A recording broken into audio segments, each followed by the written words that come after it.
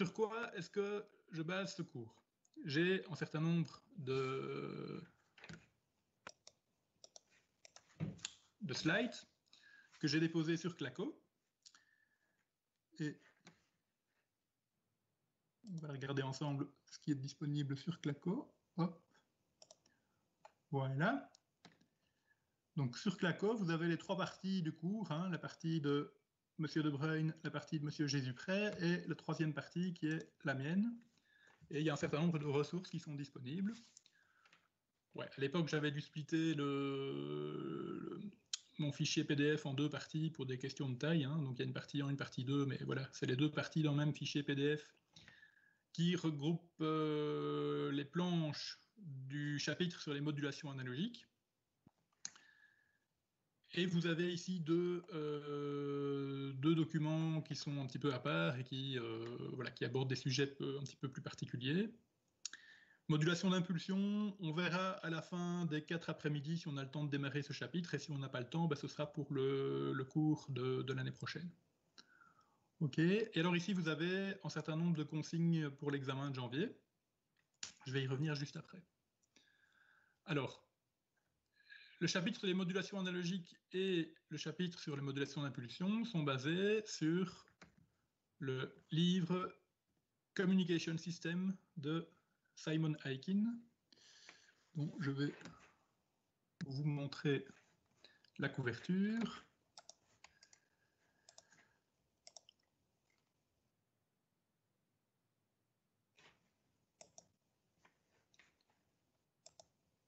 Alors, voilà.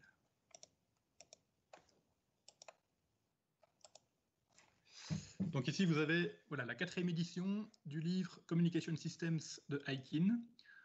C'est aux éditions Wiley.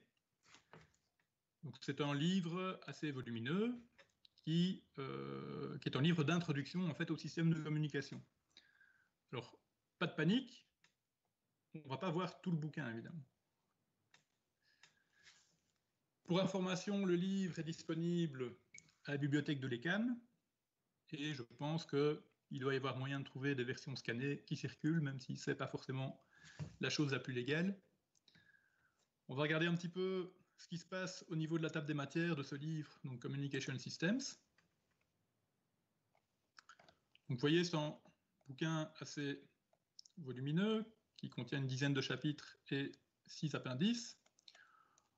Le sujet des cours qui nous intéresse ici, donc pendant le mois de novembre, c'est uniquement, en gros, le chapitre 2. Chapitre 2, donc Continuous Wave Modulation, modulation en onde continue, par opposition aux modulations numériques qui seront le sujet du cours de l'année prochaine. Okay, donc, on commence par le commencement, d'un point de vue pédagogique. C'est plus logique de commencer par ce qui est plus facile. Et donc, on va aborder les techniques de modulation analogique qui correspondent au chapitre 2 du livre de Aiken. Il y a un certain nombre de prérequis qui sont nécessaires pour comprendre le contenu de ce chapitre 2 et qui correspondent grosso modo à ce que vous allez trouver dans les appendices 1 et 2. Donc le premier appendice qui est Probability Theory, appendice 2, représentation des signaux et systèmes. Okay, on va notamment aujourd'hui passer pas mal de temps à rappeler un petit peu le contenu de ces deux appendices. Et c'est seulement en fin d'après-midi ou la semaine prochaine qu'on va vraiment attaquer le chapitre 2, consacré donc aux modulations analogiques. Voilà, donc c'est pas un investissement inutile de vous procurer le livre de Aiken, que voilà, au contraire. Je dirais que pour bien préparer l'examen par rapport à cette partie du cours, la meilleure méthode, vraiment de loin la meilleure méthode, c'est d'écouter ce que je vous raconte pendant les cours ici en distanciel, de prendre quelques notes pour compléter un petit peu les slides qu'on va parcourir ensemble, parce que tout n'est pas écrit dans les slides, il y a des choses que je vais raconter oralement et que vous pouvez noter. Et puis, les slides, ça consiste simplement en un résumé de la matière. Vous n'avez pas toute l'information dans les slides. Si vous prenez vraiment note de tout ce que je raconte, en plus de ce qu'il y a dans les slides, il y a moyen de reconstituer la totale. Et c'est suffisant pour comprendre. Maintenant, moi, si j'étais à votre place, je dirais que la méthode la plus confortable, bah, c'est après le cours, c'est d'aller lire à votre aise le contenu du livre de Aikin. Alors, ok, c'est écrit en anglais, c'est pas forcément ce qu'il y a de plus confortable, mais bon, c'est quelque chose, c'est une chose à laquelle vous devez vous habituer parce que quand vous allez rentrer dans le monde professionnel, notamment dans les métiers techniques, bah, la plupart des documents que vous aurez, que ce soit à lire ou à rédiger, ce sera de l'anglais technique. Donc, c'est un très bon exercice, je dirais, de lire ce chapitre du livre de Aikin et vous aurez bah, toute l'explication complète qui se rapporte aux différents sujets qu'on va aborder pendant le cours. Voilà, donc ça, c'est... Ah oui, alors, important, ici, on parle bien de la 4e édition du bouquin.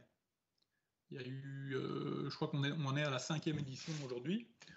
Donc la 5e édition, pour une raison un petit peu étrange, est beaucoup plus condensée que la 4e. Il va beaucoup moins en profondeur dans beaucoup de sujets. Et donc le cours que j'ai construit ici depuis une bonne dizaine d'années est construit donc autour de la 4e édition du livre. Disponible, je le rappelle, à la bibliothèque de l'ECAM.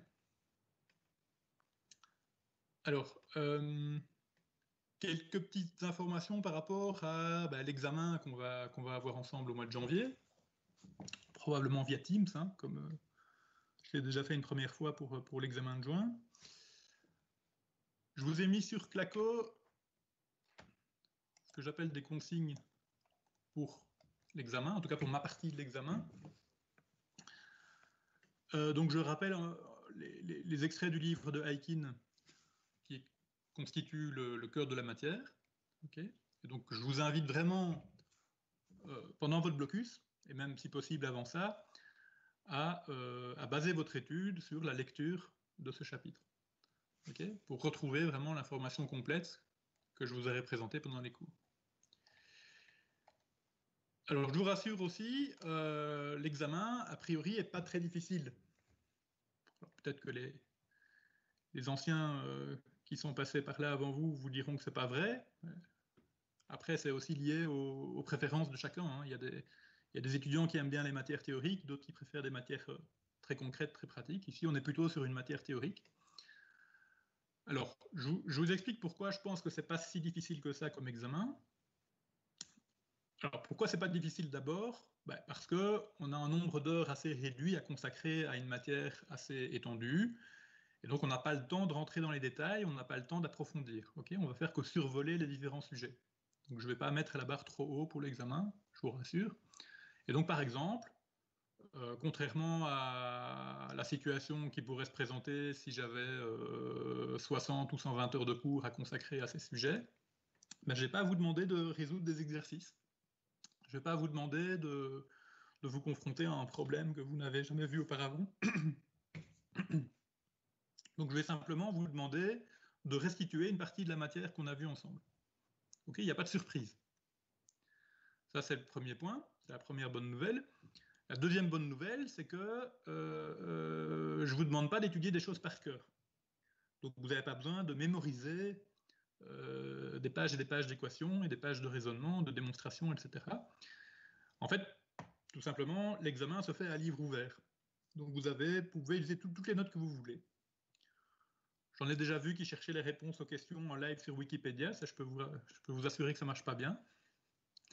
Mais tout ça pour vous dire que aussi bien le livre de Aikin que mes notes, que vos notes ou que les notes de n'importe qui, vous pouvez tout utiliser à l'examen. C'est un examen à livre ouvert. Okay, et vous venez avec votre PC. Alors, c'est dans l'examen oral. Donc, ça veut dire que vous allez passer pendant 10 minutes près de moi. Et ce que je vais vous demander, c'est une question très simple. Je vais vous demander de me raconter un morceau de la matière, comme si c'était vous le prof et moi l'étudiant. Ok?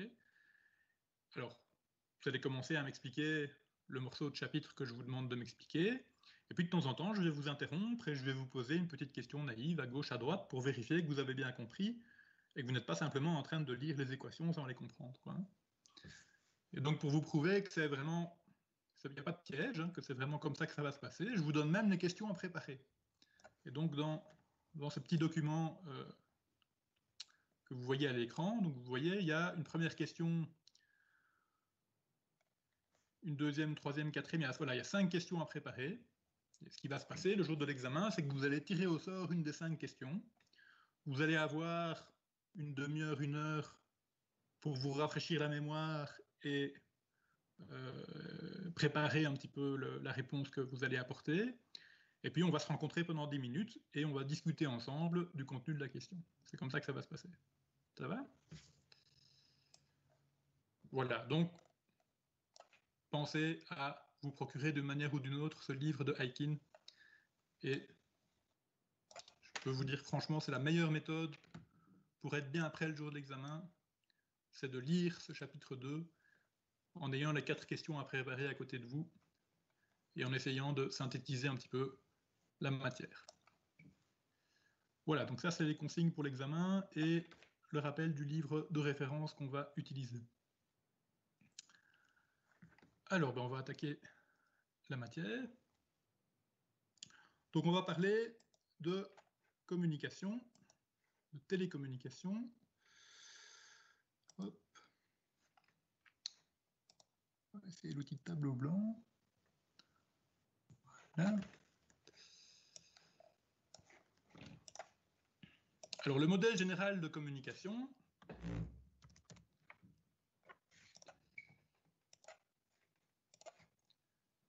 est le suivant. On a ce qu'on appelle un émetteur. Alors émetteur, en anglais, ça se dit transmitter. Et transmitter, ça l'abréviation pour transmitter, c'est TX. Okay, chaque fois que vous voyez TX dans un livre de communication, ça veut dire transmitter et donc émetteur. À l'autre bout de la chaîne, on a forcément un récepteur. Récepteur en anglais, ça se dit receiver, et ça se note RX. RX est donc l'abréviation de receiver. Alors entre l'émetteur et le récepteur, qu'est-ce qu'on a? On a un canal. Canal en anglais,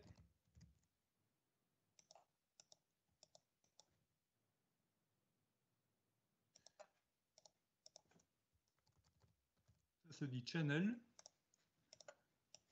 Bon, petit tableau blanc, c'est quand même pas formidable.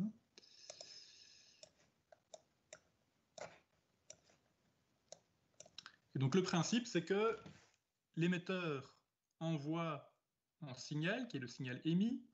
Ce signal passe à travers un canal de communication. Le canal de communication va déformer, abîmer le signal. Le signal en sortie du canal va attaquer le récepteur et le récepteur va restituer l'information au destinataire du message. Alors le canal, c'est quoi? Comme je viens de le dire, le canal, c'est physiquement le milieu dans lequel le signal va se propager.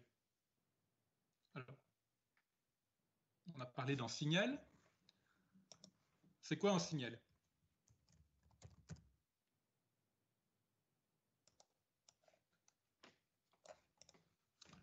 Donc d'après vous, comment est-ce que vous feriez pour définir un signal? Ça vous fait penser à quoi? C'est quoi le principe d'un signal?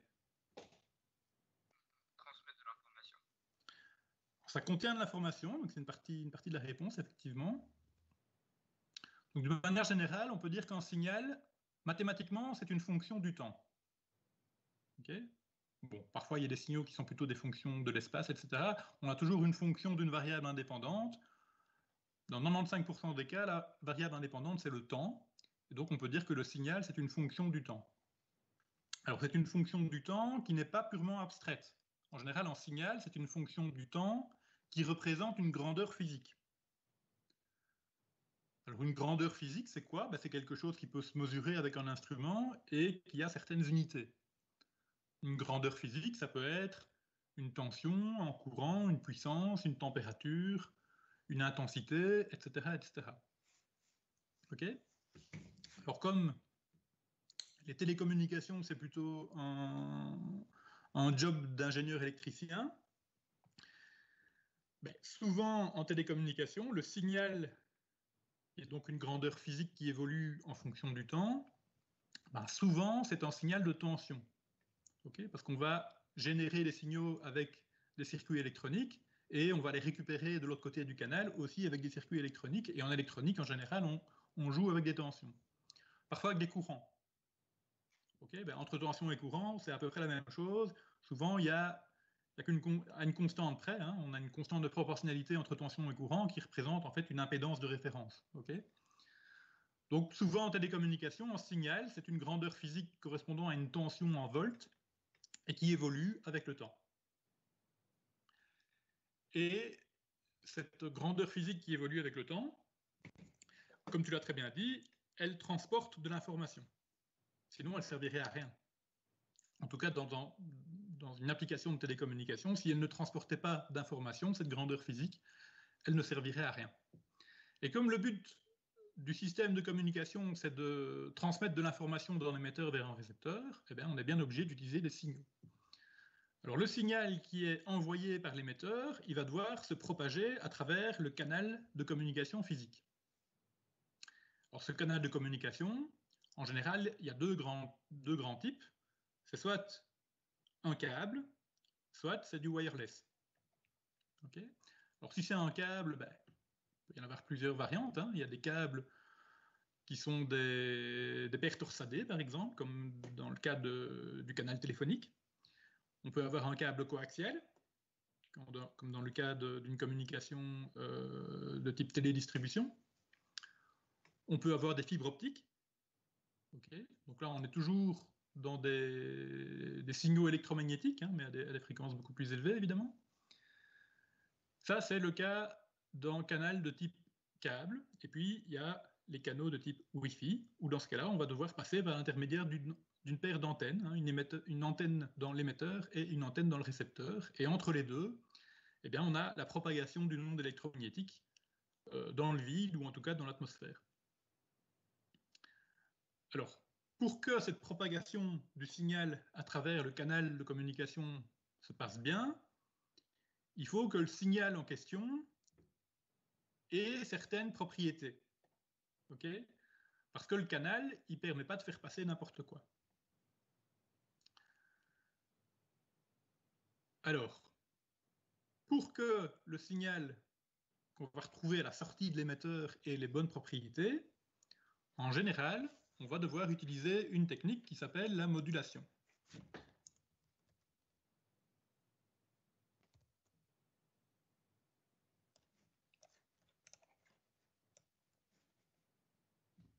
Donc, la modulation, c'est une opération qui va se dérouler à l'intérieur de l'émetteur. Alors, la modulation, elle fait quoi? La modulation, elle prend à son entrée ce qu'on va appeler un message.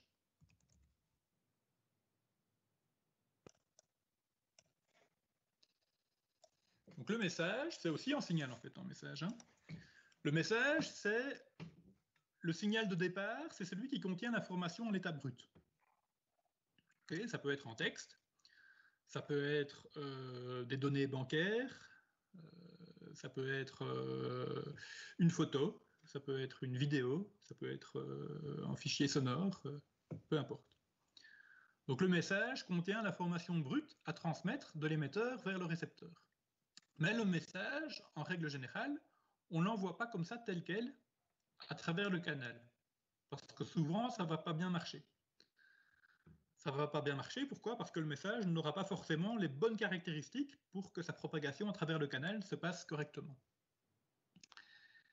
Et donc, on va utiliser une technique de modulation qui va transformer en fait le message en un signal modulé.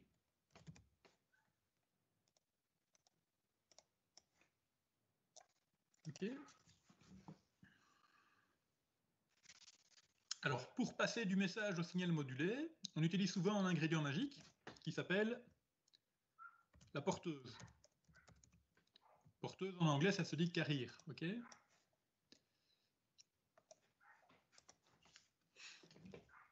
On peut vraiment voir ça comme, vous voyez à quoi ça ressemble en semi-remorque. Hein. Vous avez la cabine du camion qui est là vraiment avec son moteur pour tracter la charge utile. Et puis vous avez la remorque en tant que telle qui contient la charge utile. Vous pouvez voir que vous pouvez considérer que le camion c'est la porteuse et la remorque c'est le message. Okay, on embarque le message sur la porteuse, on traverse, on traverse le pays sur l'autoroute, ça c'est la propagation à travers le canal, et puis arrivé à destination, le camion décharge la charge utile de sa remorque et donc il restitue en quelque sorte le message qu'il a transporté. Donc, au niveau du récepteur, il va se passer des opérations inverses. Au niveau du récepteur, on a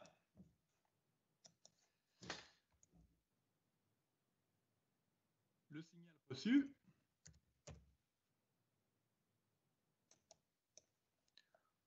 On a une étape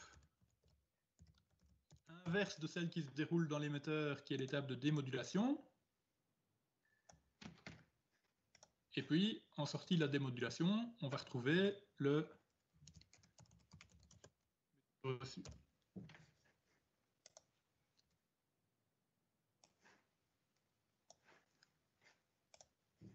OK.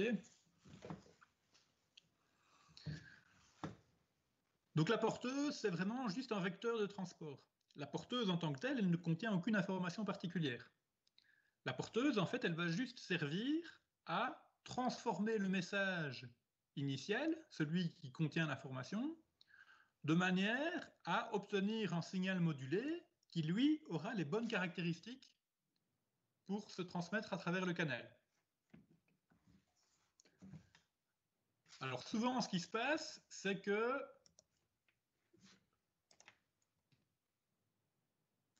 le message, il est en basse fréquence.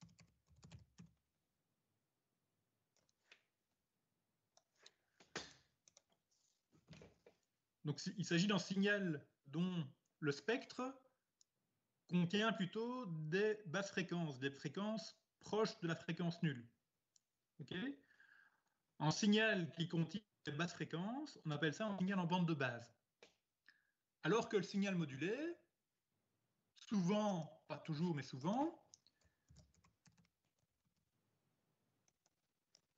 le signal modulé, en général, il est de type passe-bande, c'est-à-dire qu'il va généralement plutôt contenir des hautes fréquences. Et donc, l'étape de la modulation, elle aura généralement pour effet de transformer un signal en bande de base vers un signal en bande passante, passe-band signal en anglais. Okay, et pour obtenir cet effet-là, on a besoin d'utiliser une porteuse à haute fréquence. Donc, HF pour High Frequency. Donc la modulation, en fait, c'est une technique qui va utiliser deux entrées, le message en bande de base et la porteuse à haute fréquence. Et à partir de ces deux entrées, le modulateur va nous produire un signal de sortie qui sera un signal de type passe-bande. Okay, et puis, au récepteur, il va se passer l'opération inverse. On va récupérer le signal reçu en sortie du canal, on va le démoduler et on va restituer une estimation du message qu'on va appeler le message reçu. Alors en général, le message à l'entrée et le message reçu à la sortie, ils ne sont pas tout à fait identiques. S'ils étaient identiques, on pourrait dire que le système de communication est idéal, qu'il est parfait. Il n'introduit pas de distorsion. Okay, en pratique, ce n'est jamais le cas. Alors on verra l'année prochaine avec les modulations numériques que le phénomène de base qui va se produire quand on est en numérique, c'est qu'il va y avoir ce qu'on appelle des erreurs. Alors en numérique, les choses sont un petit peu plus simples à se comprendre. On envoie simplement des 0 et des 1. Donc on représente l'information à l'aide d'une séquence binaire constituée de 0 et de 1. Et l'effet du canal, ça va être de provoquer des erreurs, c'est-à-dire qu'au niveau du message reçu, si on le compare au message initial, il y aura des 0 qui seront devenus des 1 qui seront devenus des 0. Et heureusement, si le système est de bonne qualité, ça va se passer très rarement. Dans 99,999999% des cas, 0 va rester 0 et 1 va rester 1. Et puis de temps en temps, il y aura une erreur. Okay, ça va être l'effet du canal en modulation numérique. En modulation analogique, donc qui est l'objet du cours de ce quadrimestre, on ne peut pas simplement raisonner avec des 0 et des 1. On a des messages qui sont de nature analogique. Donc, ça peut être un signal de télévision analogique, ça peut être un signal audio analogique. Et donc, on va avoir ce qu'on appelle une déformation du message. Si vous avez un beau message rectangulaire, par exemple, à l'entrée, ben, le rectangle va être déformé au niveau du message reçu. Okay, et donc, il y aura une certaine distorsion qu'on va pouvoir mesurer et qui va permettre de caractériser la qualité du canal de communication. Alors, revenons au thème de la modulation et de la démodulation. Donc, comme je disais, le but du modulateur, c'est de changer les caractéristiques du signal de manière à donc transformer le message en signal modulé. Donc le message sera en général de type basse fréquence, donc bande de basse, tandis que le signal modulé sera en général du type bande passante, donc à haute fréquence. Alors à votre avis, à quoi ça sert? Pourquoi est-ce qu'on a besoin de faire cette adaptation? Quelles sont les raisons fondamentales, à votre avis, qui font qu'on est obligé de passer par l'étape de modulation? Autrement dit, pourquoi est-ce que le canal ne peut pas se contenter de faire passer directement le message en bande de base? Est-ce que vous avez des idées de bonnes raisons pour ça? C'est pas une question de vitesse de transmission. Alors, vitesse de transmission, si tu veux parler de ce qu'on appelle la latence, c'est-à-dire le temps qu'il faut attendre entre le moment où le message est émis et le moment où il arrive dans le récepteur, non, pas vraiment. Le signal, il se transporte en généralement à la vitesse de la lumière, quoi. Donc, il va pas aller plus vite parce qu'on le fait passer à haute fréquence. L'information, en tout cas, n'ira pas plus vite. C'est pas... Non, il n'y a pas de souci.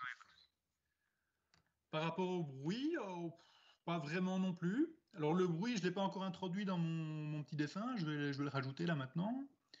En général, on considère que... allez, hop.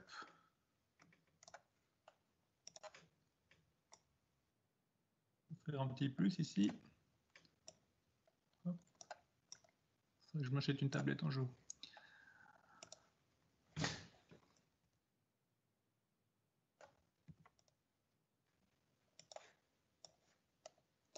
Alors en général, on modélise le canal en deux étapes. C'est-à-dire qu'il y a d'abord une transformation du signal qui passe à travers le canal. Donc une transformation dans le sens où on va changer la forme du signal. Donc on va distordre un petit peu le signal, si vous voulez. Hop. Donc on peut considérer en gros que le canal, c'est un peu comme un système linéaire, hein, avec une certaine réponse, qui fait que si vous appliquez un certain signal à l'entrée, le signal à la sortie sera le même que celui à l'entrée, mais légèrement déformé. OK, et puis, ça c'est un premier effet. Puis il y a un deuxième effet qui est qu'il y a un autre signal qui va venir se superposer au signal en provenance de l'émetteur. Ce signal, ce sera un signal perturbateur. Et un signal perturbateur qui vient s'ajouter à un signal utile, on appelle ça du bruit. Bruit en anglais, donc ça se dit noise. Donc on a vraiment l'addition du bruit en sortie du canal. Et donc le modèle mathématique, c'est très simple, hein, c'est que le signal reçu, c'est le signal émis, on va dire, passé à travers le canal, plus le bruit. Donc c'est une équation toute simple. Et c'est la somme de ces deux composantes qui va venir se présenter à l'entrée du récepteur.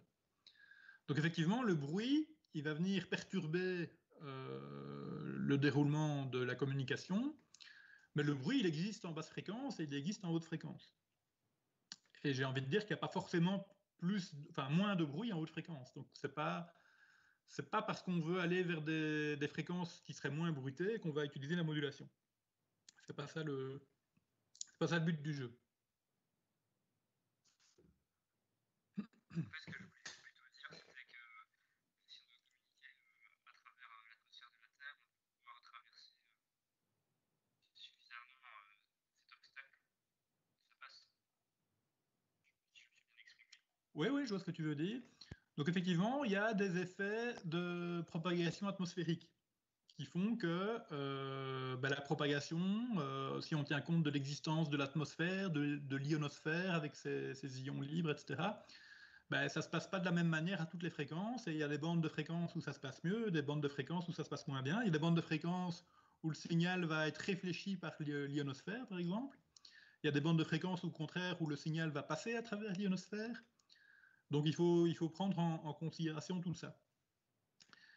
Ce qui est très important aussi, c'est notamment si on s'intéresse...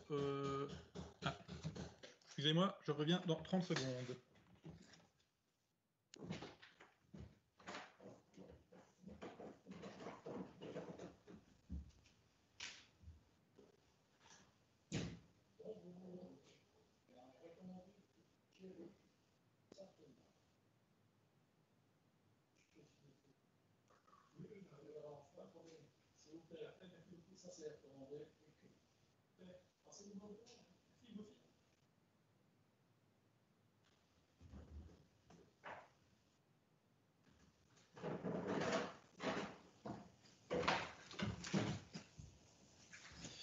Me revoilà. Voilà, donc oui, donc pensons au cas des transmissions wireless, donc avec des antennes. La fréquence va avoir un rôle important à jouer. Pourquoi? Parce que pour coupler le signal entre l'émetteur et l'atmosphère, donc on doit passer par l'intermédiaire d'une antenne, et l'antenne va avoir ce qu'on appelle un rendement ou une efficacité de couplage qui va dépendre très fortement de la longueur d'onde. En fait, ce qui est significatif, ça va être le rapport entre la taille de l'antenne et la longueur d'onde.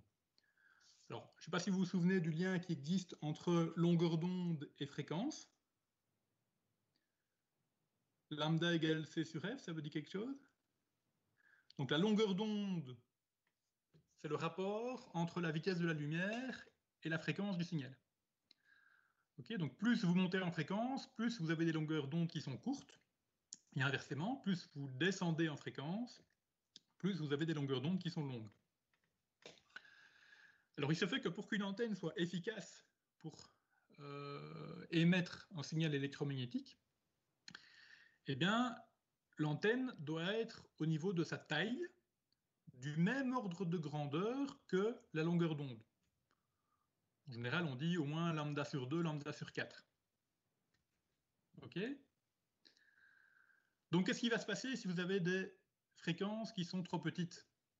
Si on a ici un baseband message qui est à des fréquences très basses, qu'est-ce qui va se passer? Fréquence très basse, lambda égale C sur F, quand F est petit, ça donne quoi? Ça donne des longueurs d'onde très grandes.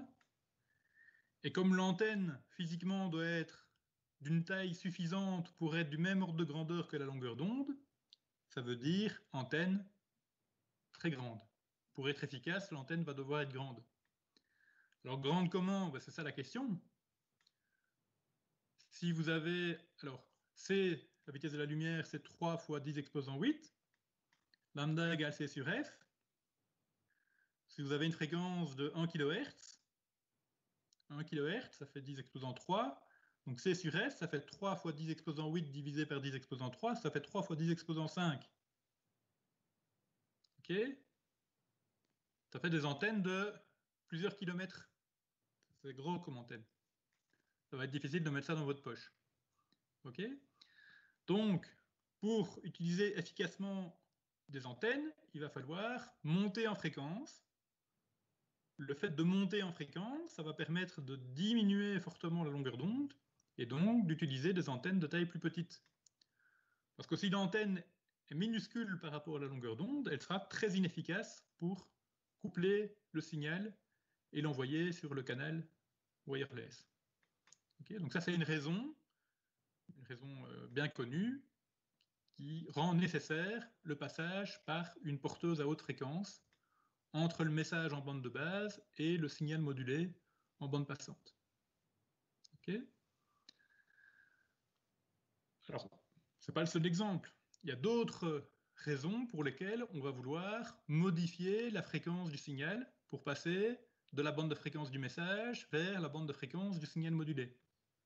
Une autre raison, par exemple, c'est le fait que le canal, donc le channel ici dans notre schéma, on n'est pas tout seul à l'utiliser. On doit le partager avec plein d'autres utilisateurs.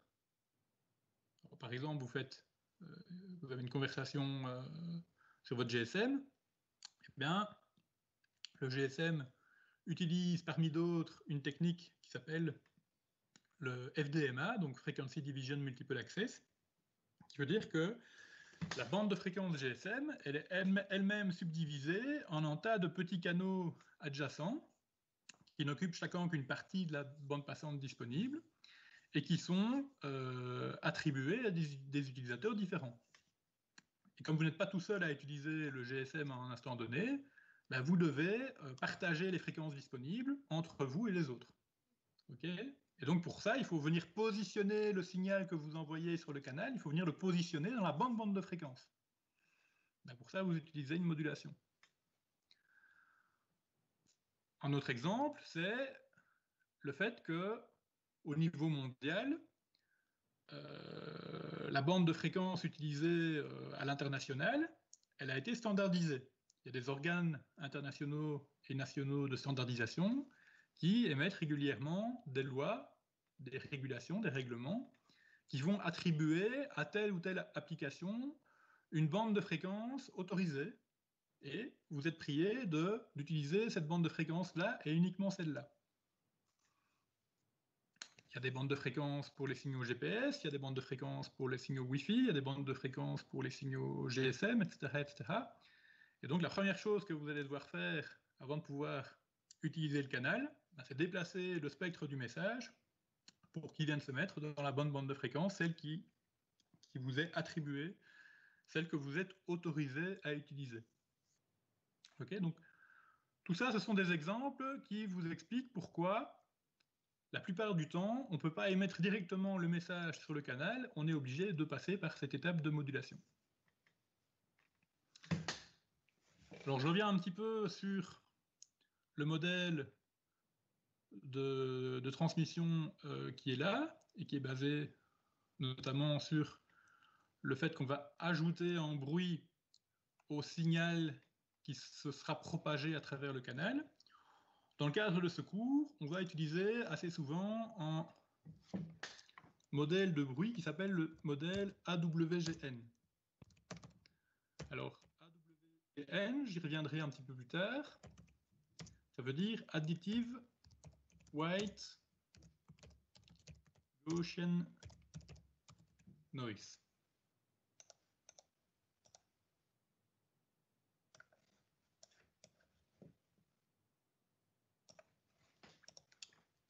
Donc ça veut dire que concrètement, le bruit que vous allez expérimenter dans un système de communication n'est pas forcément de bruit AWGN, mais c'est le modèle de bruit qu'on utilise le plus fréquemment, parce qu'il est assez facile, je dirais, à utiliser d'un point de vue mathématique pour faire des simulations et pour essayer de comprendre un petit peu ce qui se passe, et parce qu'il correspond à une espèce de pire cas. C'est un petit peu une hypothèse pessimiste qu'on fait de supposer que le bruit est de type Additive White Gaussian Noise. Et donc, si on conçoit un système de communication qui fonctionne bien en faisant l'hypothèse que le bruit est de type AWGN, ben, en pratique, si le bruit n'est pas tout à fait comme ça, ben ça ne peut que marcher encore mieux.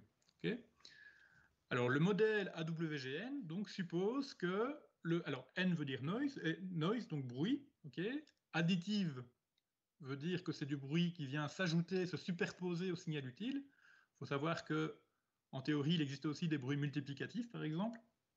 Et donc, c'est beaucoup plus compliqué à modéliser. Et la plupart du temps, les phénomènes qui donnent lieu au bruit sont effectivement des phénomènes additifs. Donc le bruit additif, c'est celui qui correspond vraiment le mieux à la réalité. Donc ce n'est pas vraiment les mots-clés ici. Les mots-clés dans cette histoire, c'est white et Gaussian, le W et le G. Okay. Et donc dans le cadre de ce cours, on va regarder un petit peu ensemble ce que ça veut dire concrètement d'avoir du bruit white, donc blanc, on parle bien de bruit blanc, et ce que ça veut dire d'avoir du bruit gaussien. C'est quelque chose qu'on ne sait pas forcément quand on démarre en cours sur les télécoms, mais les gens qui font des télécoms tous les jours, des outils qui manipulent en permanence, ce sont les outils de type probabilité statistique. Et donc c'est important de se rappeler un petit peu les bases de proba et de stat pour, je dirais, comprendre le fonctionnement des systèmes de communication. Pourquoi ? Parce que les signaux dont on parle ici sont très souvent des signaux de type aléatoire, des signaux probabilistes. Okay ? Pourquoi ? L'exemple le plus évident, c'est le bruit. Le bruit, par définition, c'est un signal perturbateur qui est complètement aléatoire. On ne peut pas deviner à l'avance quelle sera la valeur du bruit. Okay ? Donc on va modéliser le bruit comme étant ce qu'on appelle un signal aléatoire. Un signal aléatoire, c'est un petit peu le même principe qu'une variable aléatoire, mais conjugué en termes de signal plutôt qu'en termes de variable. Okay ? Donc c'est évident que le bruit est aléatoire, parce que s'il n'était pas aléatoire, alors, le contraire d'aléatoire, c'est déterministe. Donc, déterministe, ça veut dire on le connaît déjà à l'avance. Il n'y a pas de surprise, en quelque sorte. Si le bruit était déterministe, si le bruit n'était pas aléatoire, qu'est-ce qu'on ferait dans le récepteur pour s'en débarrasser? Si on le connaît, le bruit, dans le récepteur, on le soustrait et puis c'est fini. On l'a effacé. Donc finalement, il ne nous embête pas. Parce qu'à part le fait qu'il doit rentrer dans le récepteur avant qu'on puisse l'effacer, après, il n'y a plus qu'à l'effacer. Mais pour être capable de l'effacer, donc de le soustraire, il faut qu'on le connaisse.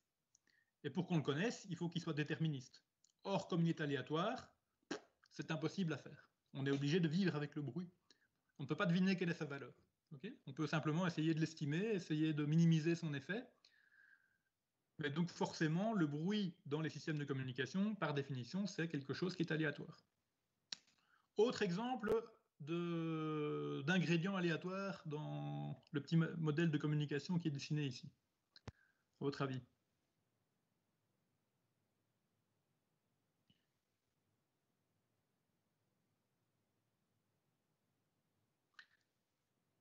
Qu'est-ce qui est véhiculé par le message?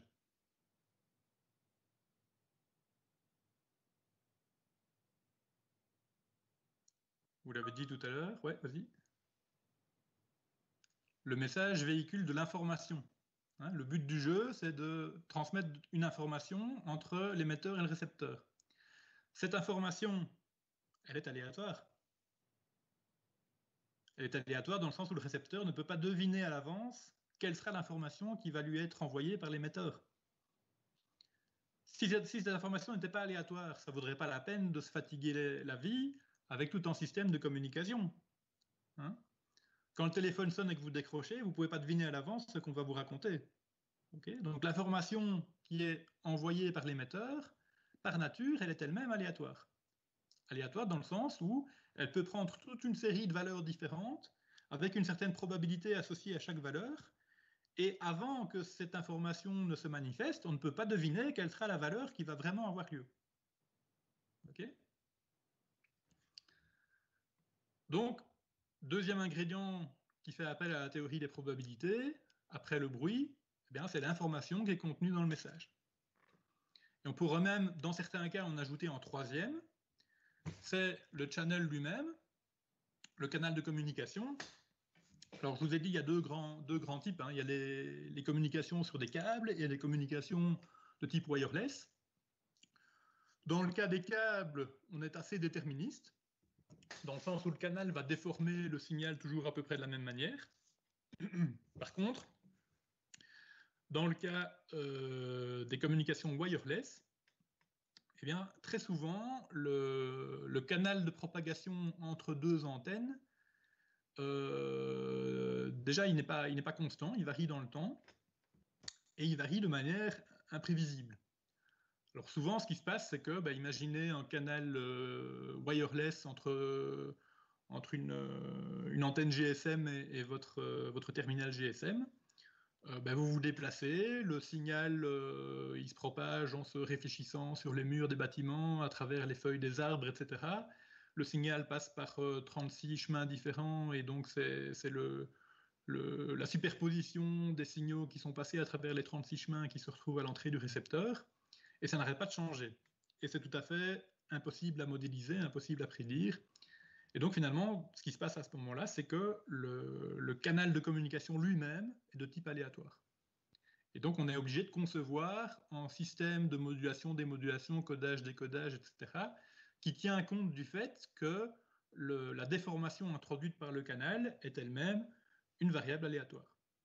Okay, donc l'ingénieur en télécom, il a besoin de jongler tous les jours avec la théorie des probabilités parce qu'il manipule des quantités aléatoires, que ce soit au niveau du bruit, au niveau de l'information et même au niveau du canal de propagation. Alors, revenons à notre modèle AWGN. Donc, deux lettres fort intéressantes là-dedans, c'est le W et le G, White et Gaussian. On va commencer par faire un petit focus sur le G de Gaussian. Okay, alors, est-ce que vous vous souvenez de ce que c'est qu'un signal gaussien?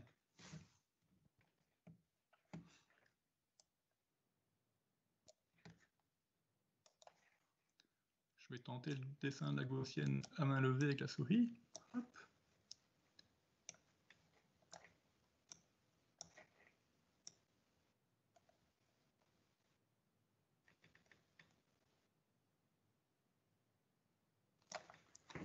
Donc ça, c'est la courbe gaussienne en forme de cloche. Qu'est-ce qui est intéressant à voir là-dedans?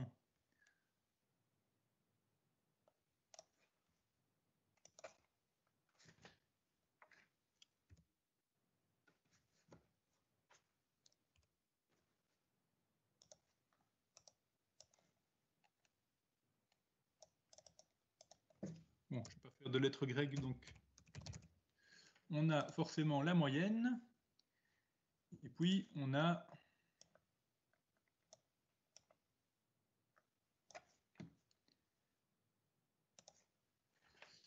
ce qu'on appelle l'écart type.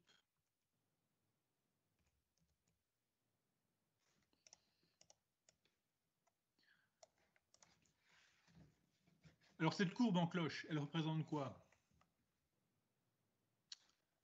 Donc en abscisse, on a pour une variable x, la valeur que peut prendre la variable aléatoire, et en ordonnée, on a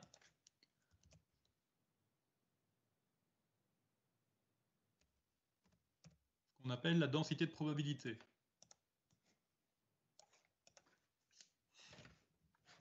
Donc la densité de probabilité, c'est une fonction de x qui vous dit quelle est la probabilité que la variable aléatoire x se trouve dans un petit intervalle autour d'une certaine valeur. Okay, et donc la courbe en cloche qui correspond à une variable aléatoire gaussienne vous montre que finalement, la plupart du temps, la variable x va être située autour d'une valeur où t de x passe par son maximum ici, qui est le maximum de la cloche, et qui correspond à la valeur moyenne. La cloche est symétrique de part et d'autre de cette valeur moyenne. Et puis, vous avez une certaine largeur autour de la moyenne qui est représentée par ce qu'on appelle l'écart type. Alors, est-ce que vous vous souvenez de la propriété fondamentale d'une fonction densité de probabilité? Qu'est-ce que je peux raconter au niveau de la surface en dessous de la courbe ici? Si je suis capable de calculer cette surface, combien est-ce que je vais obtenir?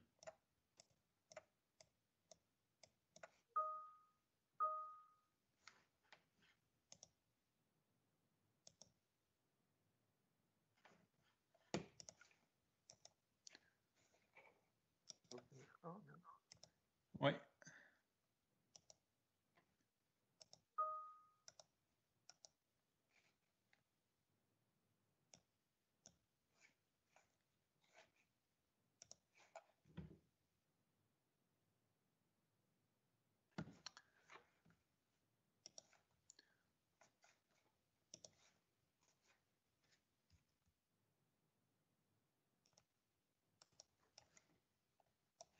Donc la surface ici en vert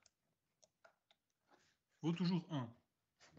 Alors qu'est-ce qui se passe quand l'écart type augmente? Vu que la surface en vert doit toujours valoir 1.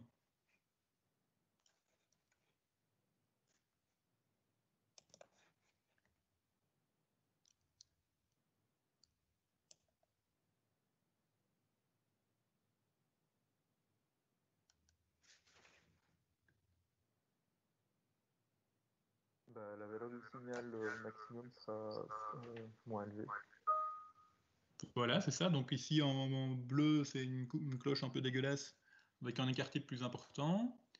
Et je vais en faire une troisième allez, en rouge. Hop. L'écart type ici est plus faible.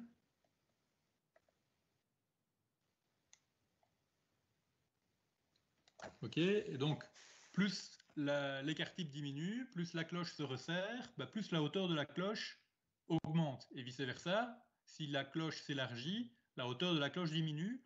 Le but du jeu étant de toujours conserver une surface en dessous de la courbe qui soit égale à 1. Ok. Donc l'écart type, vous pouvez vraiment mesurer ça comme étant la largeur de la largeur de la cloche, on va dire. Et ce qui est intéressant avec une gaussienne, c'est que vous avez juste besoin de connaître deux paramètres pour caractériser entièrement la gaussienne. Ces deux paramètres, c'est la valeur de la moyenne et la valeur de l'écart type. À partir de ces deux paramètres, vous pouvez écrire l'équation d'une variable aléatoire gaussienne. Alors, ouais, je me rends compte que je n'ai pas d'outil pour écrire d'équation dans l'application ici. J'essaierai de trouver quelque chose pour la fois prochaine. Mais donc, si vous vous rappelez l'équation d'une gaussienne, hein, c'est tx de x. Ça s'écrit comme une certaine constante qui vaut en fait 1 sur racine de 2pi fois sigma, sigma étant la valeur de l'écart type, qui multiplie une exponentielle. Et cette exponentielle, c'est exponentielle de x moins sa moyenne élevée au carré divisé par 2 sigma carré. Donc, à l'aide de deux ingrédients qui sont deux constantes, la moyenne et l'écart type, vous avez entièrement défini l'équation de la courbe gaussienne. Ok ? Donc ça, c'est...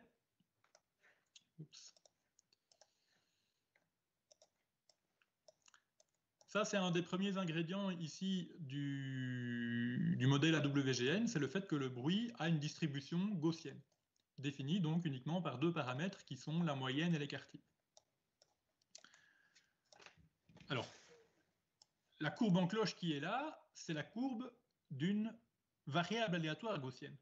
Vous savez tous ce que c'est qu'une variable aléatoire, mais ici, on ne parle pas d'une variable aléatoire, on parle d'une fonction aléatoire, ou si vous préférez, d'un signal aléatoire. C'est quoi la différence entre une variable aléatoire et un signal aléatoire?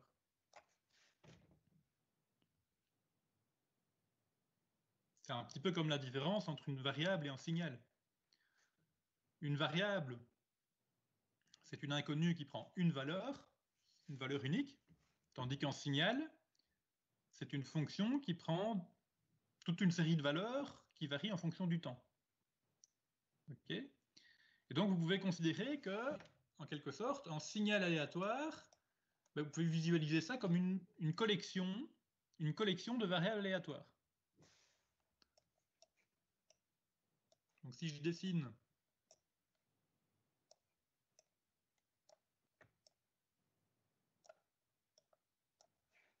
en fonction du temps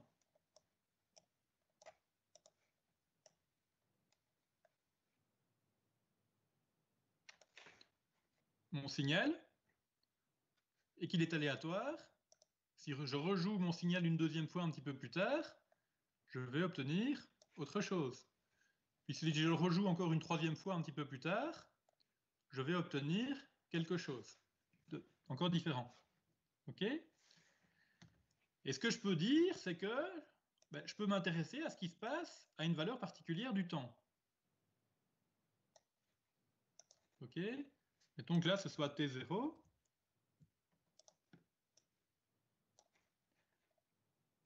Mettons que là, ce soit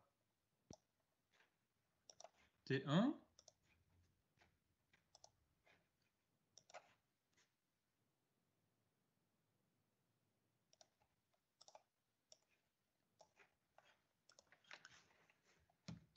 Et donc ici, j'ai le signal aléatoire x de t. OK? Ben, ce que je peux dire,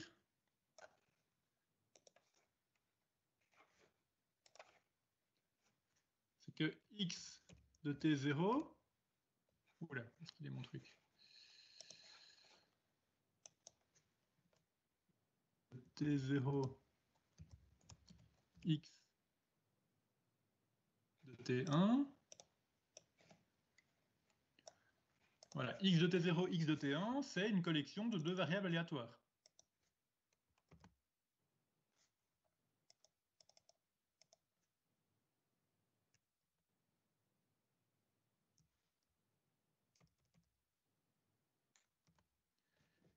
Est-ce que je dois m'intéresser uniquement à ces deux valeurs-là du temps?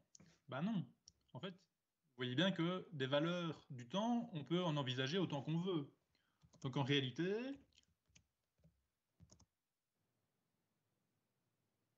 je dois m'intéresser à la collection complète de toutes les valeurs de x pour toutes les valeurs possibles du temps. X de t0, x de t1, x de t2, etc. jusqu'à x de tn, et n peut être très grand. OK? Donc je me retrouve avec une collection de variables aléatoires, et une variable aléatoire, vous savez bien ce que c'est. Une variable aléatoire, c'est quelque chose qui peut avoir une distribution gaussienne comme ceci. Donc le principe du signal aléatoire gaussien, c'est qu'en fait, c'est une collection de variables aléatoires gaussiennes, chaque élément de la collection correspondant à une valeur particulière du temps. OK? Et donc, si le signal aléatoire est gaussien, ben, ça veut dire que chacun des éléments de la collection est lui-même gaussien. Et chaque élément de la collection peut avoir sa propre moyenne et sa propre variance. Pas forcément toujours la même moyenne, c'est pas forcément toujours la même variance. Alors, ce qui est important de bien comprendre, c'est que on ne doit pas s'intéresser uniquement à chaque élément de la collection pris isolément, pris séparément. On doit aussi s'intéresser aux interactions qui existent entre les membres de la collection. Autrement dit, on ne s'intéresse pas aux caractéristiques de x de t0 tout seul et aux caractéristiques de x de t1 tout seul. On doit aussi se poser la question, tiens, quel est le lien qui existe entre x de t0 et x de t1? Est-ce qu'ils vont avoir tendance, par exemple, à être couplés entre eux? C'est-à-dire que si x de t0 est grand, est-ce que x de t1 va être forcément grand aussi? Ou est-ce qu'ils sont complètement indépendants l'un de l'autre? Donc c'est plus compliqué que simplement de superposer les densités de probabilité de chaque variable de la collection. Okay? Donc pour définir complètement un signal aléatoire, en fait,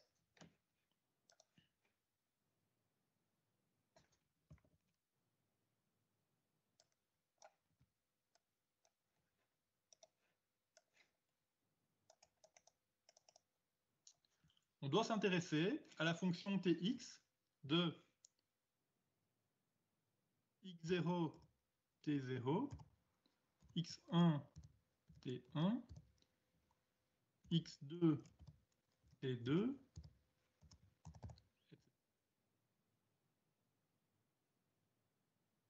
etc. jusque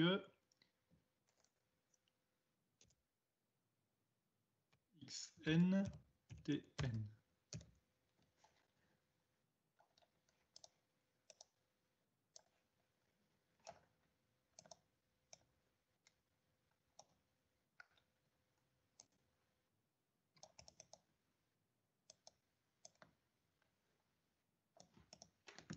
Donc ça, c'est en quelque sorte la généralisation pour les signaux aléatoires de ce qu'on appelle la densité de probabilité. Donc c'est une fonction non plus de 1 paramètre, mais c'est une fonction de 2n paramètres.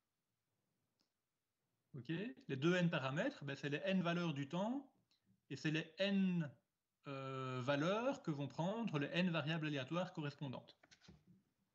Okay, pour définir complètement un signal aléatoire, vous avez besoin de cette fonction-ci, qu'on appelle la fonction de distribution ou la densité de probabilité conjointe de toutes les variables aléatoires qui vont constituer le signal aléatoire. Alors, pour simplifier un petit peu l'analyse, on va en général faire des hypothèses simplificatrices. Donc ici, on parle de la densité de probabilité conjointe.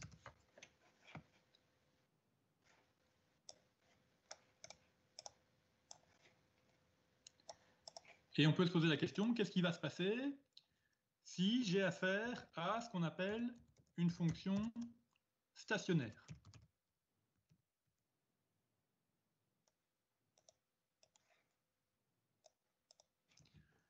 Si j'ai affaire à une fonction stationnaire, je peux... Oui. J'aimerais juste savoir si vous avez juste rappelé pourquoi on considère le lien entre les variables aléatoires.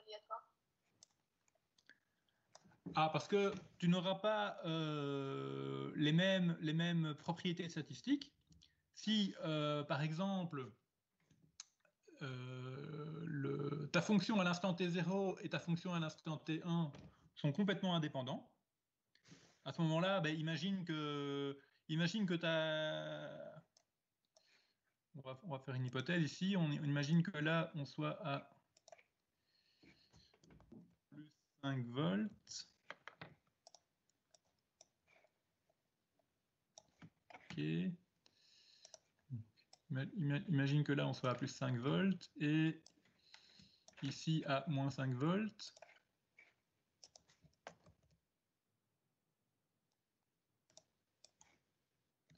OK. Donc imagine que tes deux variables aléatoires, celles que tu regardes dans T0 et celles que tu regardes dans T1, sont complètement indépendantes. Et imagine qu'à un moment donné, tu as l'information que à T0, X vaut à peu près 5 volts, plus 5 volts. Ben, si elles sont complètement indépendantes, à l'instant T1, X peut valoir n'importe quoi. X peut très bien être proche des plus 5 volts, comme X peut bien être passé tout à fait en négatif et s'approcher des moins 5 volts. Par contre, imagine que tu aies un signal avec une forte corrélation entre les instants T0 et T1. Ben à ce moment-là, si tu sais qu'à l'instant T0, ton signal vaut 5 volts, à l'instant T1, il n'est plus tout à fait libre de valoir ce qu'il veut.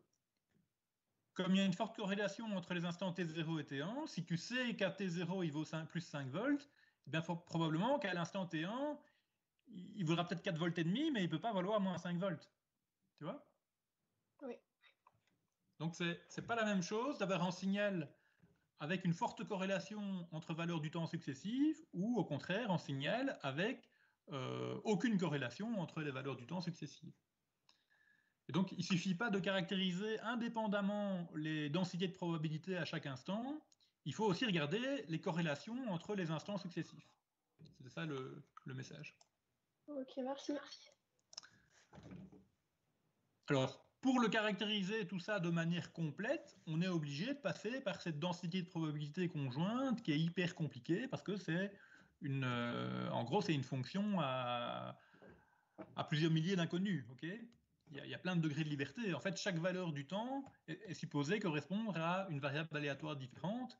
Et donc, on a en fait une collection avec des millions ou des milliards de variables aléatoires. Et si on doit commencer à considérer les corrélations entre toutes ces variables aléatoires, on n'est pas sorti de l'auberge. Donc, on va essayer de se simplifier la vie au niveau de l'analyse. Et on va faire souvent une hypothèse simplificatrice qui est le fait que la fonction aléatoire à laquelle on s'intéresse est stationnaire. Alors, c'est quoi une fonction stationnaire? La définition d'une fonction stationnaire, c'est simplement le fait que les propriétés statistiques de notre signal restent identiques si on change l'origine du temps. Donc ça veut dire quoi? Si je reviens ici à ma super fonction aléatoire, ben, si je veux, voilà, ici je décide que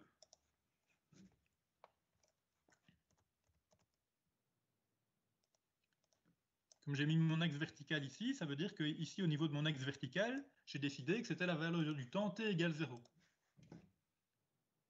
Okay. Et sachant que t égale 0 se trouve à cet endroit-là, ben, j'ai ma densité de probabilité conjointe. Maintenant, imaginons que je change d'avis, je fais un changement de variable, et je décide que mon t égale 0, je le mets là.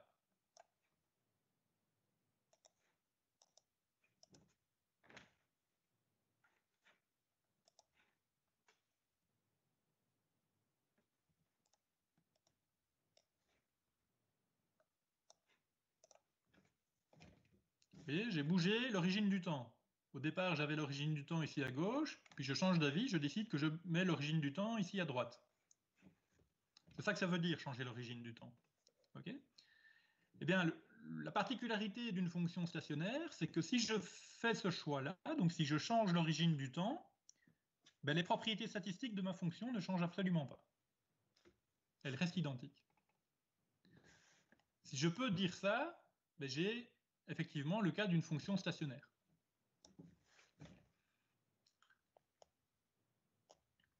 Alors, dans le cas des fonctions stationnaires gaussiennes, hein, rappelez-vous, on a vu dans le cas d'une gaussienne que les deux éléments qui comptent, c'est la moyenne et l'écart type. Ok. Qu'est-ce que je peux dire d'une fonction stationnaire constituée d'une collection de variables aléatoires gaussiennes et qui, voilà, comme son nom l'indique, elle est stationnaire, donc on change l'origine du temps, il n'y a rien qui change. Qu'est-ce que je peux dire au niveau de la moyenne, à votre avis? Quel sera l'effet de cette définition d'une fonction stationnaire au niveau de la moyenne?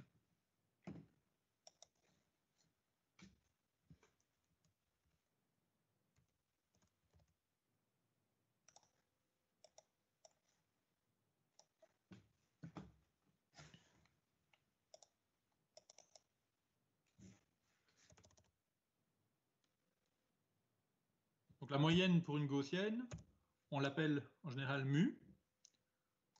Donc mu x de t.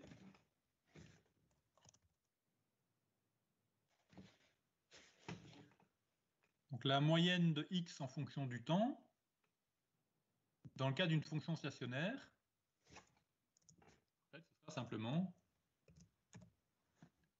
mu x. Okay. Donc la moyenne ne dépend pas du temps. C'est très simple.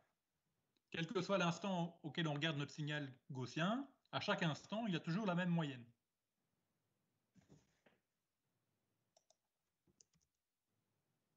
Qu'est-ce que je peux dire au niveau de la variance? Je vous rappelle que la variance, c'est l'écart type au carré.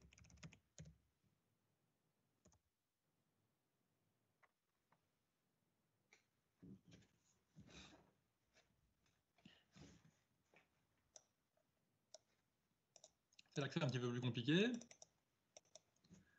Alors, comment est-ce qu'on définit la variance? La variance, c'est l'espérance mathématique sur distribution de x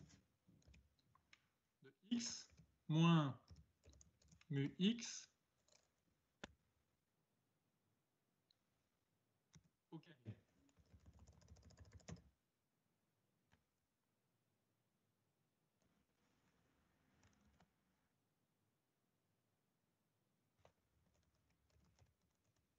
La variance mathématiquement, donc c'est sigma carré, par définition, c'est l'espérance par rapport à la distribution de x moins sa moyenne élevée au carré.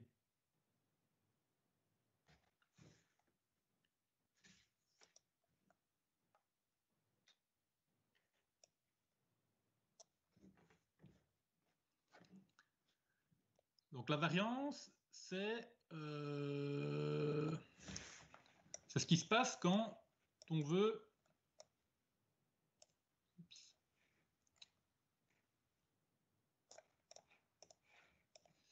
Ici, quand on veut mesurer la largeur de la cloche. OK? Donc, visuellement, ici, sur la figure, ce que vous visualisez, c'est l'écart type, donc la racine carrée de la variance. Bon, si l'écart type augmente, la variance qui est son carré va augmenter aussi. C'est facile à comprendre, intuitivement. Comme je vous l'ai dit, quand on s'intéresse à un signal aléatoire comme celui-là, il ne faut pas simplement s'arrêter à ce qui va se passer au niveau de chaque variable aléatoire, donc pris isolément dans la collection. Il faut aussi regarder ce qui se passe comme interaction entre deux variables aléatoires qui font partie de la collection. Et pour caractériser cette interaction, on va utiliser ce qu'on appelle la covariance.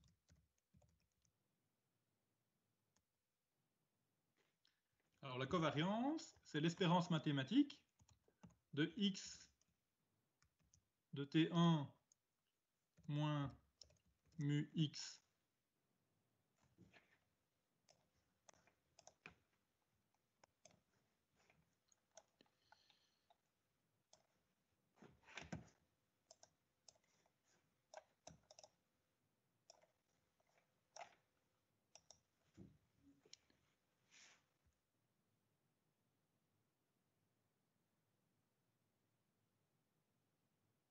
x de t1 moins mu x.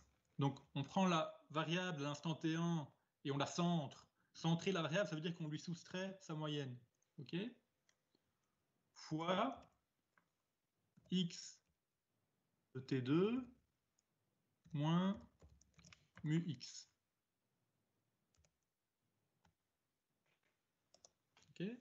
Donc si vous comparez la définition de la variance avec la définition de la covariance, ben, en fait, vous voyez que ici, la covariance, c'est une fonction de x de t1 et de x de t2. Okay. Alors que la variance, c'est une fonction x de t et puis une deuxième fois de x de t.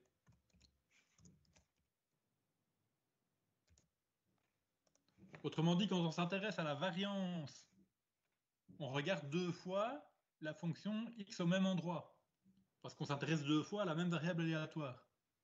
Tandis que quand on regarde la covariance, on va une première fois aller regarder la fonction à l'instant t1, et puis une deuxième fois, on va aller la regarder à l'instant t2. Dans les deux cas, on retranche de la fonction sa moyenne, et puis on effectue la multiplication. Okay.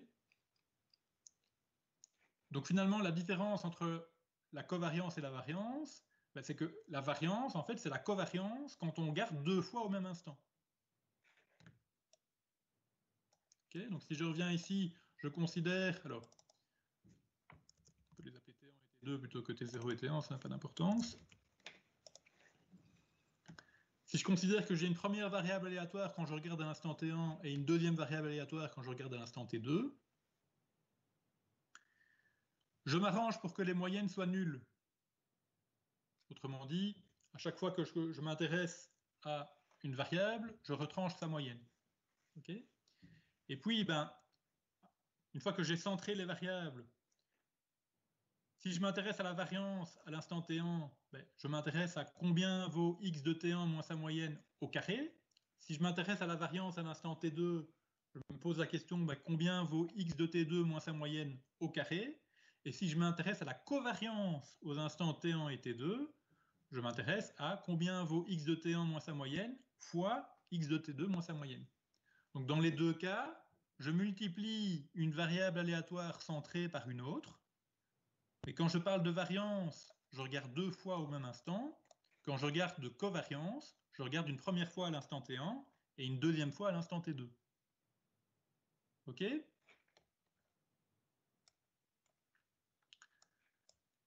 Alors je reviens à mes questions ici. dans le cas où ma fonction est stationnaire. La fonction est stationnaire, ça veut dire que les propriétés statistiques ne dépendent pas de l'origine du temps. C'est ça que ça veut dire.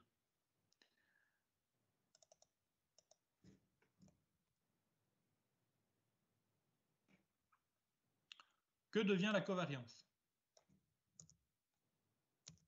Covariance qui est une généralisation de la variance, si vous voulez.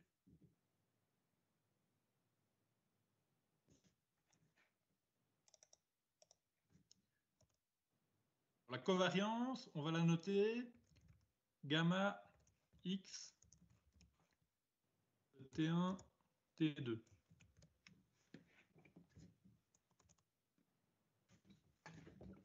Donc gamma x de T1, T2, c'est donné par l'équation ici en bas. Hein. C'est l'espérance mathématique de x de T1 moins sa moyenne fois x de T2 moins sa moyenne.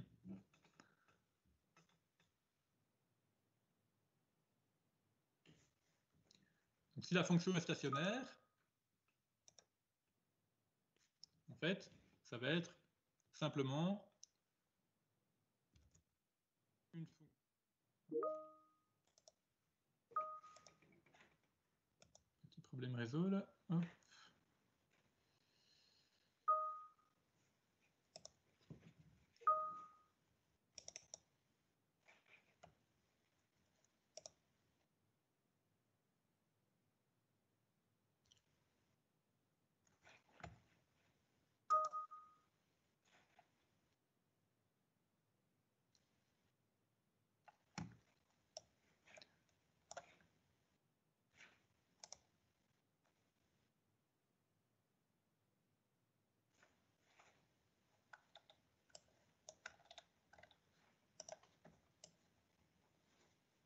Ça va mieux comme ça? J'ai eu un petit problème. Ouais, ça a changé. J'ai eu un petit problème réseau là.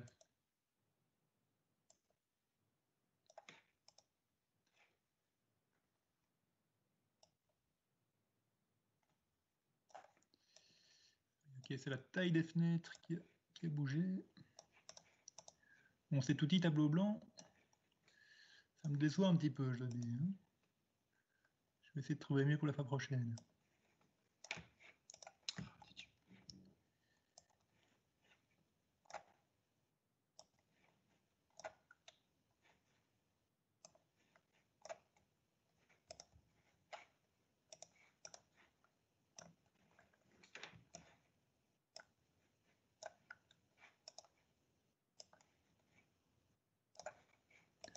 C'est vraiment une crasse cet outil. Bon.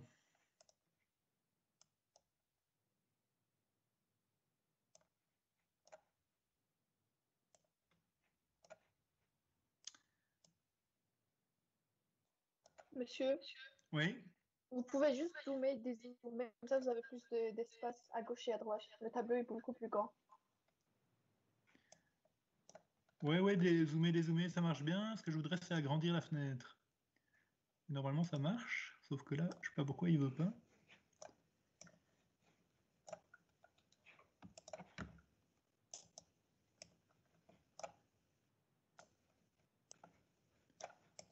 Bon, c'est un petit peu compliqué. Le problème, c'est que ça ne rend pas les explications très faciles à comprendre, j'imagine. Je suis en train de réfléchir à ce que je vais faire.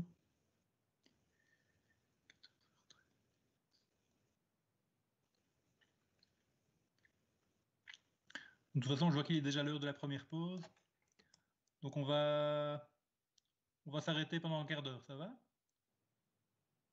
Je reprends à 14h30.